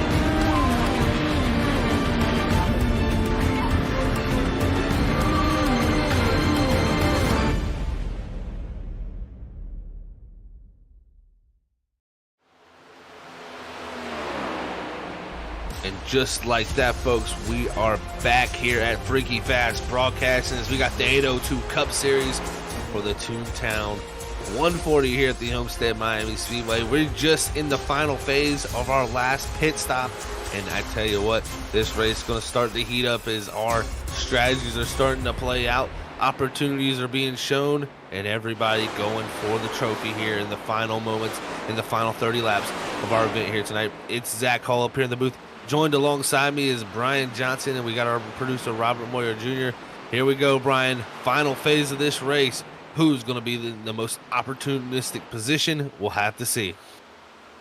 Yeah, well, we did have, several people pit while we were on our little break there. So, Keith Fall and Rob Lowell still very close to each other, about 4/10 apart. But they are currently 5th and 6th. So right now we have Tyler Dingler, Mike Killingbeck, Sam Dyer, Jeff Barefoot, all in the top 4 there that have not pitted yet. So if a caution were to come out, not sure how much that would help them, but at least they have that little bit of track position for a little bit. So right now your leader Tyler Dingler has he's seen a lot of action here tonight. Had a couple visits with the turn 1 wall, but here he is in the lead. Yeah, somehow, some way, the 69 keeps on trucking. Luckily, that last incident, other than the first one, brought a caution out. I think that allowed him to get that fast fix, and that's what has allowed him to be out front here. But hasn't made that final pit stop. Along with him is Mike Killingbeck in the 70 machine, along with Sam Dyer in the 42, Jeff Barefoot in the 99. Those are our last 4 yet to hit pit road. Keith Fallen at the moment would be our leader. And once it all cycles through, back to Rob Lowell in the 21, then you'd have Kevin Bullock, Brandon Garand, Johnny Barker, Jeffrey Taylor, Frank Norman in the 72, and the 34, David Lamaga. So right here in the closing stages of this race, it's getting down to the most opportunistic time where these drivers are going to make mistakes that they won't be able to come back from. Yeah, and I think one driver that did make a mistake, I'm not sure what happened, but Albert Reed, we saw him in about 4th place earlier, not too far behind Keith Fallen and Rob Lowell, maybe about a second and a half, 2 seconds behind him, but here he is, he's in 13th, and the way they're running right now, he's about 10, 11 seconds behind those guys, so not quite sure what happened to him, but had to have been some sort of mistake on pit road to set himself back so far. So that's unfortunate for him, but looking at Keith Fallen and Rob Lowell right now, Keith starting to pull out a little bit of a gap. He's got a 1.2 second lead now over Rob Lowell. Yeah, I think Rob can't get suckered into those pushing too hard, because we've seen all night he's been the better driver on the long run. He just needs to let it come to him. I think last run he was a little bit more, greedy to push there, and it really showed that him and Fallen were much closer at that point. I know it's crazy to say that Fallen gets out to that 2-second lead and he lets it happen, but man, it's nice for Lowell to be able to try to run him down that long run. That seems to be his strong suit. So we'll see if that is what he elects to do. But at the moment, it's a pretty static lap time between those two as they're running similar times. As right now, Killenbeck taking that lead from Dingler here, trying to get some laps led. Yeah, always, I reckon these guys have that bonus point for a lap led, so always good to lead a few laps, even if not for the bonus points. Good for the stats, as you go through your iRacing career, especially on the league side. If you run with a single league for a while, sometimes these guys care about those kind of things, so always good to, pad your stats a little bit. But, but Mike Killingbeck, good job for him. And, we're going to see here, when do these top 4 guys elect to pit? Because these guys waiting quite a bit longer than everybody else. Yeah, everybody waiting a bit longer here. But as you say that, Brian, I think your answer happens. It's looks like Killenbeck stays out, but Dingler and Dyer there, both those drivers in the 69 and the 42, they elect to hit pit road here and get their final bit of service done tonight. And I like this because this will be their final set of tires, and if the caution was to come out, say, here very soon, they would have much fresher tires than all the group of drivers who've already pit. So playing this type of strategy here and stretching their fuel out, I think that's what they were playing. Yeah, it's good, and I think as far as how many laps are left, where they're pitting, if we do end up having as many green, white, checkered overtime laps as we are allowed, they are definitely going to be good in the fuel department as well. Some of these other guys, they may be pretty close on fuel if we have to do some overtime, but definitely for Dingler and Dyer there, those guys are going to be good. Yeah, we'll see how that works out for the group who stayed out here the latest, but Killenbeck still not yet to pit. He only 6 seconds back to Fallen too. So Fallen here gonna quickly be overtaking this number 70 machines. I think he'll be coming out this time here, and he'll make the final driver here to hit pit road here tonight for the final time. Is right here as he crosses the line. It's gonna be Keith Fallen and Rob Lowell, our top two drivers out front, looking to battle it out down to the end. Yeah, and Keith Fallen now that time by has driven himself out to a lead of about 1.6 seconds. So, looking back through this whole entire race up to this point, if you're Keith Fallen, I think you have to consider, all of these other runs where you've driven out to about a 2 second lead, and then Rob Lowell really, either Rob's turning up the heat or Keith Fallen's tires are starting to hurt him. Either way, Rob really catches him with the head of steam after a few laps into the run, and at that time by actually Rob Lowell 2/10 quicker. So if you're Keith Fallen, I think you have to kind of discipline yourself a little bit, not drive quite as fast as you have earlier in the run as you have in other runs. I think this run, with it being the last one coming to the end of the race, it's very important that you save a little bit of tire for when Rob does eventually catch you. Yeah, this is getting interesting because also, with Killenbeck here, it's going to slow Fallen down just a little bit that time by, and actually still not too much time gained by Lowell, only a couple hundred. So even with that pass, Fallen did a good job there to stabilize that ground between them two with 19 to go. But we've seen Lowell close it down many times before tonight. We'll see if he can do it here in these final 19, but it's going to be the toughest 19 laps of this race here tonight. Yeah, and they're going to be some very long 19 laps too. I think these last 19 laps are going to feel, more like half of a race for Keith Fallen. Just knowing that, at some point Rob's going to catch you. That time by Rob able to knock out about 3/10, so that lead now down to about a second.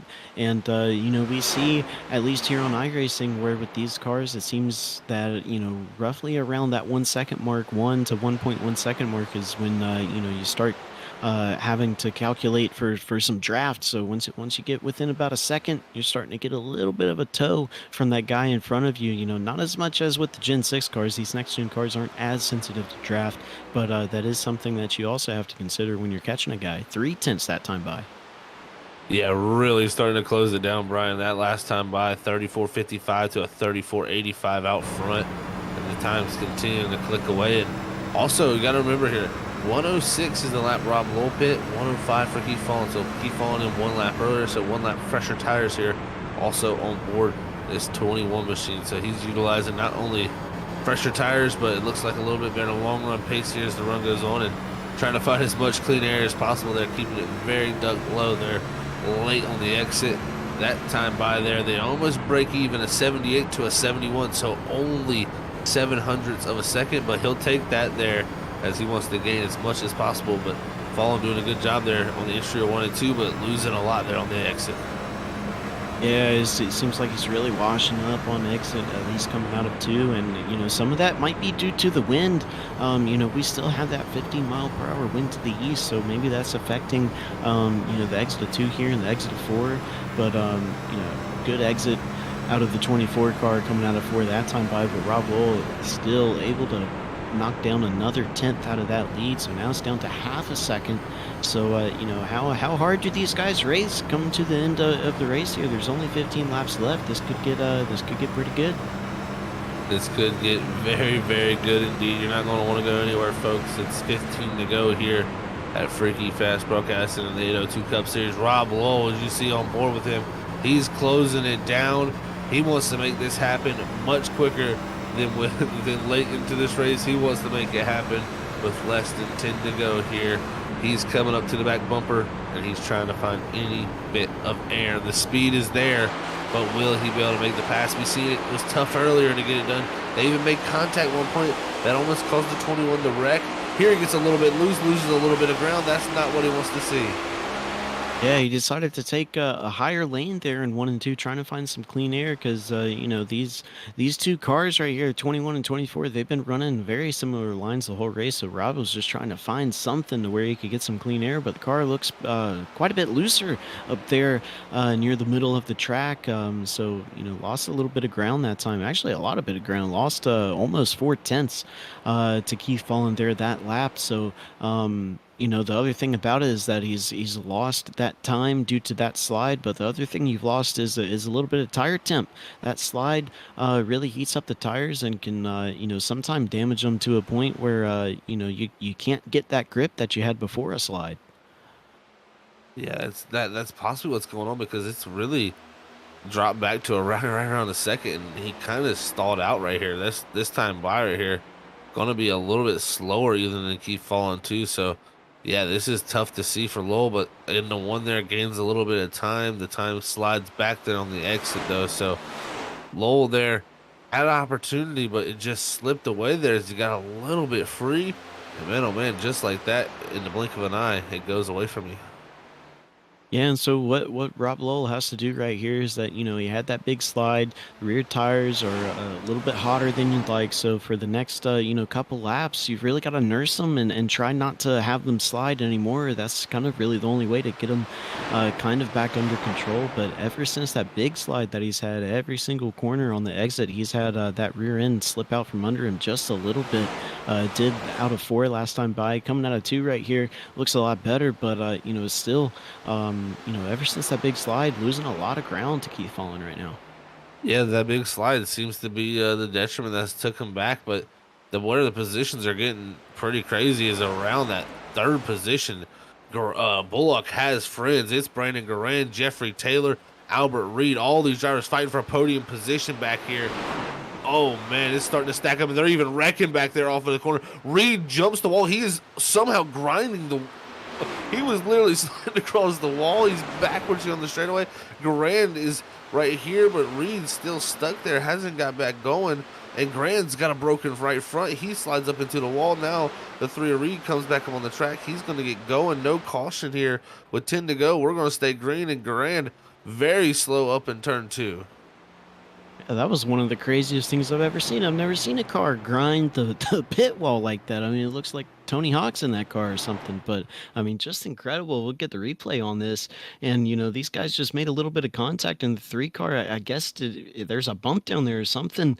And just the way he hit the wall, I mean, that car lands almost perfectly on that pit wall. And he just, goes for a little bit of a ride before eventually he falls right off of it. But, doing a little bit of stunt jumping out here at Homestead tonight. Wow, what a crazy moment there as we got to see that from the 3 machine Albert Reed. That really has opened up the door there for 3rd because now Taylor in the 23 has taken over that spot. And wow, this has changed everything. Brandon Garand, I don't know how he didn't pick cars out. He was parked doing burnouts almost on the back straightaway trying to get his car to go straight. And man, it's all gone from bad to worse here for a lot of guys as right now Keith Fallen trying to hold on to the win. He's hoping for no types of caution with 8 to go. And the drivers who were both hoping for the cautions got taken out in that. And that's going to be Brandon Garand there. So that's not going to help him here if we do get a caution. But man, oh man, Jeffrey Taylor is going to hope for that because right now he is the fastest car on the racetrack. Yeah, and that's what we've seen all night long is Jeffrey Taylor, that 23 car, really just late in the run, nobody can really stay with him. He is the fastest car on the track, but 9 seconds back from the leader, not really going to help you out with 7 laps to go. But here's Rob Lowell. I think he's got those rear tires back under control, and he's starting to eat back into that lead. And I say that as he gets really squirrely coming out of 4. But, eating away back into this lead, he's got it down to 4/10 now. Yeah, this is immediately swung back into his favor. I tell you, this was looking bleak at one point, slipping back, losing time. Now the 21 machine, he has found the grip here with 6 to go, and he's closing it down. Fallen, losing the grip here, and this is going to be a barn burner, a showstopper here with 6 to go. They're going to be coming to 5 to go. The rear tires are gone on this 24 machine. The 21 looking to pounce, but he's sliding too. Big moment for him. He's actually going to just stay on the outside wall there somehow. Don't know how he held on to that, but with 5 laps to go, any driver that makes a major mistake here could put it in the wall. Yeah, Rob Lowell, he's just trying to get everything he can out of those tires, out of that car, and just, he found the limit, and he crossed it there. And so all that work, again, that he did to cut into the lead of Keith Fallen is now just thrown out the window, as that lead looks to be back, somewhere around the 6th to 8/10 range, as, now time is winding down for him. He's got to put down some absolutely perfect laps these last 5 laps if he wants a chance to win this thing. Yeah, I think that big slide again might have took a little bit more out of the car. Again, it's just hasn't been on the rebound. Once again, it's 4 laps to go. Keith Fallen just doesn't need to make any mistakes. If he can keep the car somewhat straight, not lose too much momentum, Fallen could be looking for his 3rd victory and trying to hold Lowell back from tying him with 2 victories. So right here, the 2 drivers have been probably the quickest at this point of the season for a majority of the races. Right now, battling it out, and Lowell again off of turn 4. Major loose there as he's trying every different line here. With 3 to go, the gap is opening up. Yeah, trying everything he can, trying every single line that he hasn't tried before, but lost 5/10 to Keith Fallen that lap. So I think just that last big slide is really just eating those rear tires to death, as he just does not have the grip that he had before. And somehow, some way, barring a caution or a mistake, Keith Fallen has every other run up to this point throughout the whole race. At this point, Rob Lowell is past Keith Fallen, but for some reason, this last run here, coming to 2 to go, Keith Fallen has found something and is able to stay ahead. Finding something in the closing portions of this race. The 24 Fallen rounds out of turn 2 here for the penultimate time here tonight, heading down the 3 and 4. Keith Fallen, he just wants to see 2 more flags here for the night. He wants to see that white flag, and then most importantly, that checker flag. Out of turn 4, Keith Fallen looks up to Barry, the flag man. He's going to have it in his hands. It's the freaky fast white flag. 1 lap to go here at the Homestead Miami Speedway for the Toontown 140. Keith Fallen looking for a 3rd victory here after figuring it out here late in the going at Homestead. Yeah, don't have to worry about fuel. We know we're good on fuel tonight. Not going to be like the past 2 races where we're like, ooh, I don't know if he's going to make it. Keith Fallen, we know he's going to be good. So as long as he gets through turns 3 and 4, perfectly fine. Looks like he'll be good. No mistakes. And, he's going to be looking for that checkered flag. Here he comes, out of 4. Fallen fought off the 21 all night long. He fights him off here to the very end. It's Keith Fallen, win number 3 here at the 802 Cup Series, and it's most importantly at the Homestead Miami Speedway for the Toontown 140. What a drive from him there. Rob Lowe going to bring it home in that 2nd position, fighting all the way to the end, with Jeffrey Taylor bringing it home in a podium spot, a 3rd. What a drive for most of these guys out here. It was a tough time for a few of them, but these drivers are going to leave here very happy. Here's the 24 here, going to be bringing it around here, looking to celebrate. Folks, make sure y'all don't go anywhere, because we're going to have our post-race interviews here with our top 3 drivers here, and they're going to get to share their feelings about how they felt tonight's race went and how they felt battling all the way down to the very end of this thing as Fallen celebrates win number 3 here at the 802 Cup Series. We'll be back, though, with our top 3.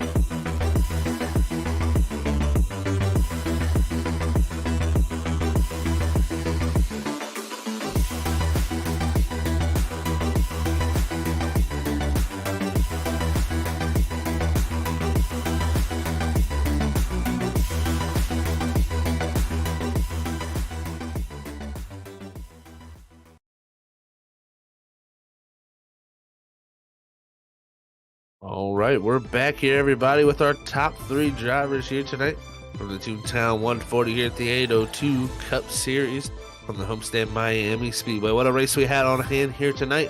But the first driver we're going to talk to of our top 3 drivers is the third place man of Jeff Taylor in this 23. Let's talk to Jeffrey here and hear how his night went for himself. Hey, Jeffrey, it's Zach up here in the booth along with Brian Johnson. How's it going, man? And how's did tonight go for you with a great run here from 9th to 3rd?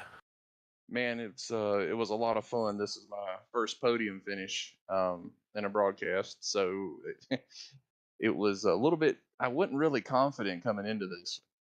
I'm not really good at Homestead, and was played it real conservative and tried to save the tires as much as possible. And I would fall off early and then get them all back in late in the run. But I felt pretty good about it there at the end. Once we had that green flag pit cycle, I was able to make up a lot of space, and I was actually catching the second place car, but I don't think I had anything for Keith. Hey Jeff, it's Brian in the booth, and yeah, just talking about kind of your pace. We noticed that when it got to the late end of the run, you were one of the fastest cars on track. So besides just saving tires, what do you think it was about how you were driving Homestead tonight that made it to where you just had some very stellar long run pace? Well, there's a downside to that because you got to really, if you're trying to make a good lap here, you get into the turns hard and get on the brakes. And I noticed that when I was trying to conserve tires earlier in the run, I had to take a defensive line, second lane, and because if I didn't, people were going to run over me. So as I noticed and started adjusting the pace, I rolled in, midline, and then I could go back to the bottom once I started catching everybody. Well, Jeffrey, I tell you what, man, it was a fantastic run here for you tonight to get it home in 3rd. Next week, we head off to Richmond. But before you get prepared for next week and head off to the Richmond, anybody wants to shout out to tonight for your 3rd place finish? Lonzo King, he's been my mentor in iRace, and he's been helping me a lot. So shout out to Alonzo and Dark Tempest Motorsports for helping me get better and better every week. Well, Jeff, congrats on 3rd, man. Like I said, once again, and you have a great night, and we'll catch you at Richmond next week. All right, see y'all. Thank you, fellas. All right, everybody. That was your 3rd place driver here tonight, Jeffrey Taylor.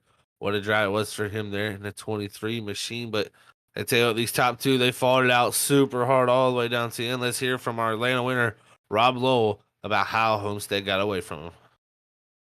Hey, Rob, it's Zach and Brian up in the booth. You got a copy? Yeah, I got you guys. Well, man, back up here in the podium once again, Rob. Great run here in 2nd. And, man, what a battle it was between you and Keith all night. It seemed like he would go out there, stretch out the lead, and then you run him back down there, man. Take us through the battle here tonight because it had to be a tough one out here at Homestead. Yeah, hot day at Homestead, and my plan was I had a target time I wanted to run the first 20 lap time. And I just tried to run that. He'd run out there ahead of me, and then I knew as the run went on, it would come back to me, and it did. Last run, I fired off about I've been waiting to 15 laps in a run before the comp caution before I needed to pit for fuel in that second run, and I decided to fire off with 20 to go, and that was a mistake. I should have waited to there's 15 laps left in the race. He would have burned his stuff a little bit more, and my stuff would have been a little fresher, and I would have duplicated the first 2 sets of tires. But oh well, lesson learned. I'll take 2nd. I've had a rough couple weeks, as far as finishes, so we'll take 2nd and we'll get ready to go to the short track next week at Richmond. Hey, Rob, it's Brian, and speaking of Richmond, you brought it up. We'll ask you about how you're feeling there next week. We've seen how good you are on these 1.5 miles, but and we had Bristol earlier this season. But how are you feeling about Richmond? I hate it. I hate Richmond. But we'll practice this week, see what we can do. If I get out Richmond for top 10, I'll be happy. It's just the track I've never got the hang of. I haven't run it since the update on the Nextgen cars, so who knows? Maybe it'll fall into a driving style that I like and that it can do. But historically, it's not been a good track for me. But it'll put on, a great race. It'll be beating and banging. It'll be exciting for you guys, I'm sure. It definitely will be, Rob. It's gonna be fun to see, man. Hopefully, it turns out better than you think it will for yourself, man. But before we let you get out of here and go get prepared for Richmond next week, anybody want to send a shout to on this 21 machine for your second place finish here tonight? Yeah, I got to thank my teammate Johnny Barker. We hopped into Homestead on Monday night, and I was the borrow frames from door bumper clear. I was dog food. I was wrecking the dog food out of the car. I was, the end of end of a fuel run, 36 laps. My right front was 58, 62%. Struggled for 2 nights straight with it, and then Thursday night. Sorry, Johnny and I got in a little one-on-one practice together, and he said, "Let me hop in your car and I'll ride around with you for 5-6 laps, and I'll let you know if I see something you're doing." And took him about 2 laps, and he goes, "Here's what you need to do different." And without him, I wouldn't be able to do it. The first 3 runs, my right front was like 82%, 84% with like a 230-degree temperature at the end of the run. The third set of tires, we came in on lap 105. I had 90% tire left. My temperature was 224. So my second place finish goes to Johnny Barker. He finished 5th tonight, but Johnny's the man. He taught me how to run this place, and it paid off. Well, man, you definitely utilized that knowledge very well, Rob. It definitely worked out for you tonight, man. Congrats on second, and we'll catch you next week at Richmond, man. Yeah, I want to say congrats to Keith, and thank you guys for broadcasting. Car count was a little bit down. We know we had 26 last week, 18 this week, but we'll keep building momentum, and I'm looking forward to season 6 with you guys in the fall. Awesome stuff, Rob. Thank you very much, man, and we'll catch you next week. Thanks. All right, everybody. That was your second place driver here tonight, Rob Lowe. Now we're going to move on up to victory lane. The 24 Keith Fallon, third victory of the season. Let's hear from Keith himself. It was a lot. Hey, Keith, it's Zach and Brian up here in the booth, man. You got a copy. I got you, man. Well, man, a great run here. Once again, third victory of the season. But I tell you what, it wasn't easy. What a battle that was tonight. Take us through it. Well, I'm tired. Those cars are evil loose on exit, especially in turn 4 once those tires get old. So you had to really stay on top of the wheel. But starting off the race, I think I ran a little bit too hard and burned up my right front. And Rob caught me pretty quick. And I started trying to back up my turns. I actually tried to run the line he was running. I don't know how he did that. I could not run that line to save my life. But I backed up the turns, and that seemed to help me a little bit better in the long run speeds. He was a little bit faster than me, and but it wasn't as aggressive as a gain that he was gaining on me. So and then at the end, whoever can be mistake free would probably win the race, and that's what I was just trying to do. Hey, Keith, it's Brian. And that's what I was going to ask you is that, but pretty much every single run that was a long one where you drove out and Rob eventually caught you and passed you, that last run was different. And I was just wondering if you had done anything different that last run or if, it was just kind of a coincidence as to how that worked out. Well, that last run, I tried to make my, going through 1 and 2, I tried bringing my car up about a half a car length to a full car length off the bottom, and then kind of cutting down and get a little bit straighter drive off turn 2. And then 3 and 4 is basically the same thing. And then I just needed luck. One thing my dad and I always say, I'd rather have luck than skill any day of the week, and I definitely had luck on my side. Well, Keith, man, I tell you what, congrats on the third victory. It was a heck of a battle here tonight. It was so fun for us to call up here in the booth and watch from up here also, man. So congrats, like I said, on third. Before we let you get out of here, man, as always, any shout outs before we head off to Richmond next week? Yep, I just want to give a quick shout out to my dad and say happy, joy with my Ren and Stimpy car. Thanks to my sponsor, Captain Jax, my mom, my wife, who's probably watching in the other room, and y'all, especially y'all always put on a really great broadcast, and I really do appreciate it. Well, Keith, we appreciate the kind words also, man. Thank you for everything, buddy, and congrats on the win, and we'll catch you next week at Richmond. All right, you have a good one. All right, everybody, that was your race winner here tonight of the Toontown 140 here at the 802 Cup Series here at Freaky Fast Broadcasting. What a job by Keith Fallon there to hold off the hard-charging Rob Lowe here tonight at the end of this run. That was a really spectacular run down to the end. We'll be looking to bring our official results here so we can see where the Freaky Fast top 10 played out. Like I said, Keith Fallen getting that third victory of the season. Second goes to Rob Lowell. Third is going to go to Jeffrey Taylor. Fourth is going to be Kevin E. Bullock. Fifth is going to go to Johnny Barker. Sixth is Tyler Dingler. Seventh is going to go to Zach Scott. Eighth is Frank Norman. Ninth is going to go to David Lamaga. And rounding out our Freaky Fast top 10 is Eli Raposa. Brian, as we look to the rest of the field, definitely some drivers who were looking for some better finishes who ended up in that tail.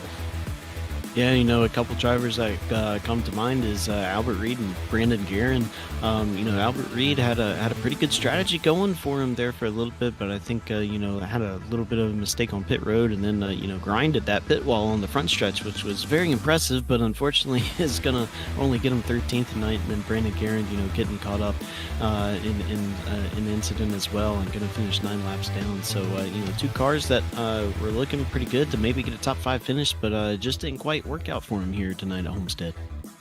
No, it did not work out here for him tonight at Homestead, but I tell you what, it could possibly work out next week at Richmond. We're about to see about how that works out, Brian. But before we get out of here and get ready for next weekend at Richmond, any final thoughts here from Homestead, and what's your thoughts about heading off into Richmond? Man, well, it was nice to have a different kind of race than we've seen the past 2 weeks. Like we said all night long, the past 2 weeks been fuel mileage, so that was not an issue tonight. And then just looking at Rob Lowell and Keith Fallen, the battle between them, the whole race. Rob trying really, really hard to try to catch Keith and pass him in that last part of the race there to try to get that win from him. But sometimes. Especially at Homestead, we heard Keith talking about it on exit. This car was wicked. It was wild. So, Rob just trying to push for everything he had, but couldn't quite keep the tires up under him. But, and unfortunately for him, we heard from him not looking forward to Richmond next week. But, Richmond is short track, 3/4 mile short track. And these Nextgen cars have proven to put a pretty decent show there at that track from other league races that we've seen. So it'll be interesting. Richmond is one of those tracks where it does pay to be aggressive, but sometimes that can backfire on you. So I'd expect to see a lot of action in about a week's time. There you go, folks. You heard it from Brian Johnson. It's going to be a lot of action, and I can confirm that myself. So make sure you tune back in here on always Sunday night here at Freaky Fast Broadcasting at 7:15 Eastern, as we'll be bringing you the action here from this 802 Cup Series every Sunday night. Also, if you got some more action you want to tune in for the rest of the week, we're going to be at the ISRC Truck Series tomorrow night on Monday nights, as always. Tuesday night, we got the Full Sin Racing League. Wednesday nights, we got the Wicked Racing League. Thursday nights, we got Stars and Stripes, and on Saturday night, to end it all, we got WSSR, the World Series of Sim Racing. So if you got some more racing that you want to enjoy and watch, make sure you hit that like button here if you enjoyed tonight, but also hit that subscribe and bell notification button to keep yourself notified each and every time we go live here on Freaky Fast Broadcasting. Thank you all for tuning in. It's been a pleasure to call the action here tonight at the 802 Cup Series for the Toontown 140. As we always say, thank you for tuning in. We love you all. And stay freaky fast.